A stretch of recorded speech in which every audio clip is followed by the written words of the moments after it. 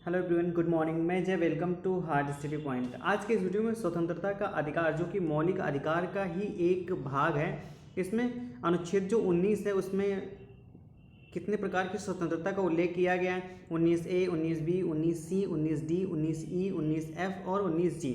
तो इसको क्या होता है कि जब हम याद करते हैं याद हो जाता है, लेकिन एग्जाम में क्वेश्चन हो नहीं पाते, क्योंकि क्वेश्चन के लिए बहुत ज़्यादा कन्फ्यूजन क्रिएट होता है। तो वही कन्फ्यूजन आज हम एक ट्रिक के माध्यम से दूर करेंगे। तो शुरुआत करते हैं वीडियो, ठीक है।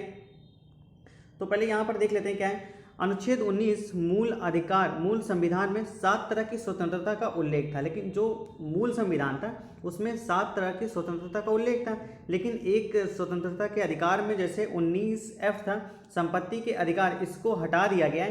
तो वर्तमान में 6 तरह की स्वतंत्रता का उल्लेख है। अब इसी को देखेंगे ठीक से। 19A में किसका उल्लेख है? 19A में उल्लेख है बोलने की स्वतंत्रता, मतलब हम अपनी बात को बोल सकते हैं, इसकी हमें स्वतंत्रता है, जो कि हमारे मौलिक अधिकार में शामिल है। तो अब इसको कैसे रिलेट करेंगे? पहले तो ए को रिलेट करेंगे। कोई न्यू बोर्न बेबी होता है तो उसको हम सिखाते हैं बोलना, तो अल्फ़ाबेटिकल ही सिखाते हैं। पहले तो अल्फ़ाबेट सिखाते हैं, ए होता है, बी होता है, सी होता है, ठीक है। तो ए से शुरुआत करते हैं, तो ए फॉर बोलने का अधिकार हो जाता है। अब 19B में किसका उल्लेख है? 19B में है कि शांतिपूर्ण बिना हथियार के एकत्रित होने और सभा करने की स्वतंत्रता, ठीक है।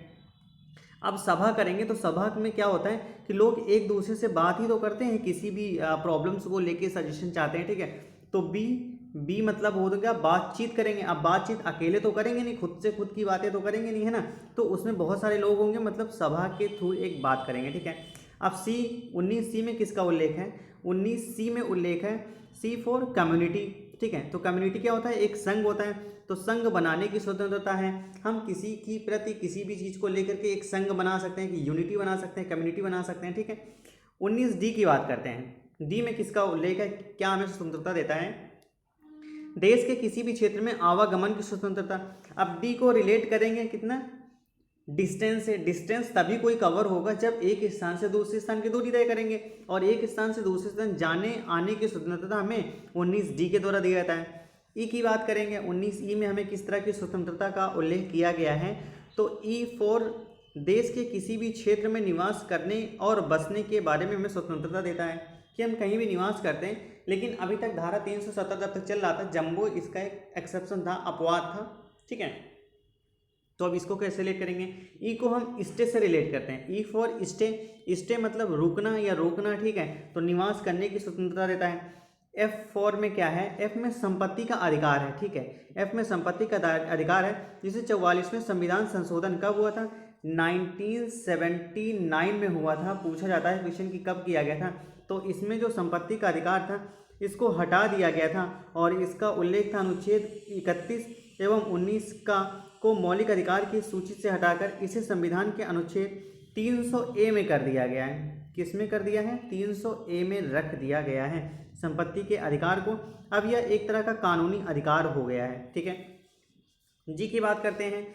19G में क्या है? 19G में है कोई भी व्यापार एवं जीविका चलाने की स्वतंत्रता है। पहले क्या होता था, कुछ कास्ट तक ही सीमित रहती थी, कि इस कास्ट के व्यक्ति हैं तो सिर्फ यही बिजनेस या व्यापार कर सकते हैं और इसी से अपनी जीवन संभाल सकते हैं। लेकिन हमें संविधान में स्वतंत्रता दी जाती है कि हम कोई भी व्यापार कर सकते हैं जिससे अपने जीवन को सुगम रूप से चला सकें। अब जी मतलब को रिलेट करेंगे ग्रोथ से। ग्रोथ किसी व्यक्ति की तभी होगी जब वो खाना खाएगा, क्योंकि खाना खाएगा तो तभी वो जीवित रहेगा, ठीक है। और खाना खाने के लिए उसे क्या होगा? पैसे कमाना पड़ेगा। तो पैसे कमाने के लिए उसे व्यापार करना पड़ेगा, तो कोई भी व्यापार कर सकता है जी फॉर ग्रो के लिए, ठीक है। नेक्स्ट, तो ये थी संविधान का जो मौलिक अधिकार है उसका स्वतंत्रता के अधिकार में 19 के अंतर्गत, अनुच्छेद 19 के अंतर्गत में जितने भी सेक्शन में इसको डिवाइड किया गया था वो एक ट्रिक से माध्यम से। और यहाँ पे मौलिक अधिकार से रिलेटेड भी क्वेश्चन एग्जाम में क्या बनते हैं कि इसे किस देश के संविधान से लिया गया है? तो मौलिक अधिकार जो लिया गया है संयुक्त राज्य अमेरिका के संविधान से लिया गया है। इसका उल्लेख किस भाग में है? तो भाग 3 में है। अनुच्छेद कितने से कितने तक मौलिक अधिकार का उल्लेख है? तो अनुच्छेद 12 से 35 तक में है, ठीक है। और भारत का जो अधिकार पत्र जिसे बोला जाता है, मौलिक अधिकार को भारत का अधिकार पत्र या फिर मैग्ना कार्टा बोला जाता है। इसे मूल अधिकारों का जन्मदाता भी बोला जाता है, ठीक है। और एक यहाँ से पॉइंट रिलेट करें कि मौलिक अधिकारों में संशोधन हो सकता है एवं राष्ट्रीय आपात के दौरान अनुच्छेद 352 जब लगता है, राष्ट्रीय आपातकाल जब लगता है, तो जीवन और व्यक्तिगत स्वतंत्रता के अधिकार को छोड़कर अन्य जो भी मौलिक अधिकार हैं वो स्थगित हो जाते हैं। ठीक है, तो ये थी मौलिक अधिकार से रिलेटेड वीडियो, और ट्रिक आपको कैसी लगी कमेंट सेक्शन में ज़रूर बताइएगा। इसी तरह के ट्रिकी वीडियो देखने के लिए चैनल को सब्सक्राइब करें। इस चैनल पे आपको टॉपिक वाइज करंट अफेयर के भी टॉपिक कवर अप कराए जाते हैं, तो उसके लिए भी चैनल को सब्सक्राइब करें और नीचे दिए गए लिंक को फॉलो करके आप 2022 के टॉपिक वाइज करंट अफेयर को देख सकते हैं। तो वीडियो कैसी लगी ज़रूर बताइएगा। थैंक्स।